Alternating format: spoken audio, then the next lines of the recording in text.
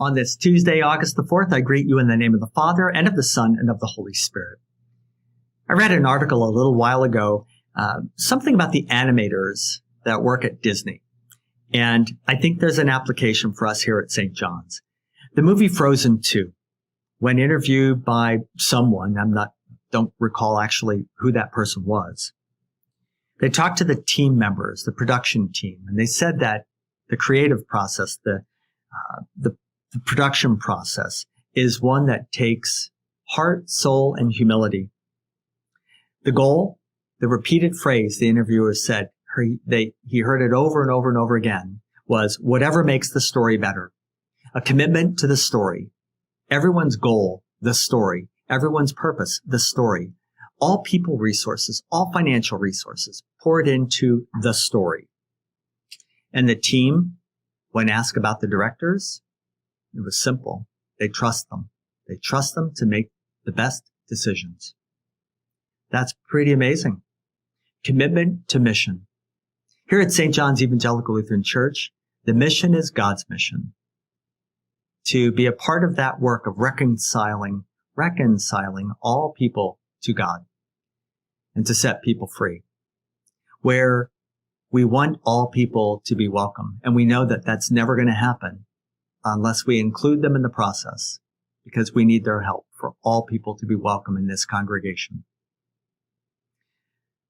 A high level of trust and leadership happens when people have their eyes focused on God's mission, not on our individual missions, not on our pet projects, not on those areas where we are or have been at the center. I affectionately call oftentimes those folks who struggle the old alienated leaders club. It's not easy for council presidents to step away from their post and have someone else walk in. And that's why here we include our council presidents. The ones I've worked with are included in decision making. They talk to each other. And that's how we move forward.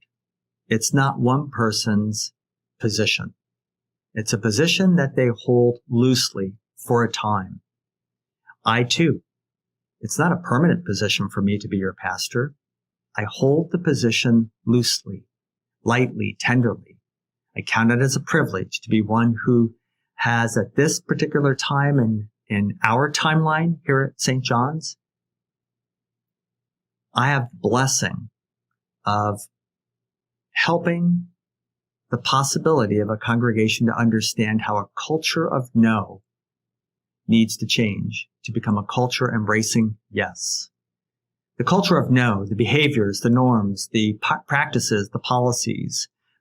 All you have to do is go to a meeting in a church, most churches, not just here, and you'll hear the 4, 5, 6 reasons why something that was just mentioned can't happen.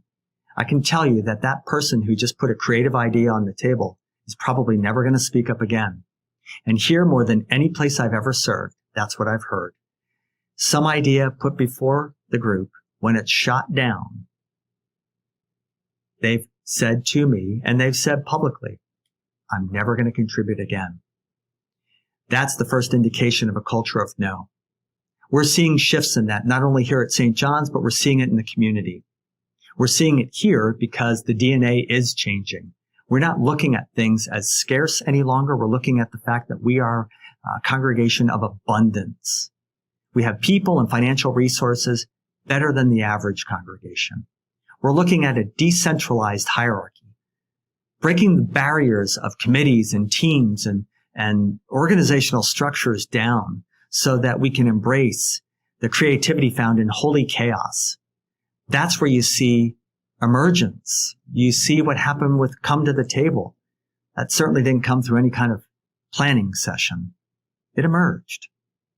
It happens when we can be the animators and that we can be seeking to participate in the best story, knowing that the director is God and that God has our best interests. All we have to do is trust, follow the leader. I hope this is helpful.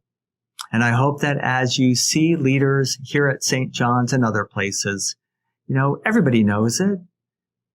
Let's keep our eye on the ball. Let's keep our eye on the mission. All of us. So when you hear someone say, we don't do it like we used to do it, hear the truth. You mean we don't do it like you used to do it. And that's a shame. Because it's not about any of us. It's about all of us. Following God. Follow the leader. Be blessed.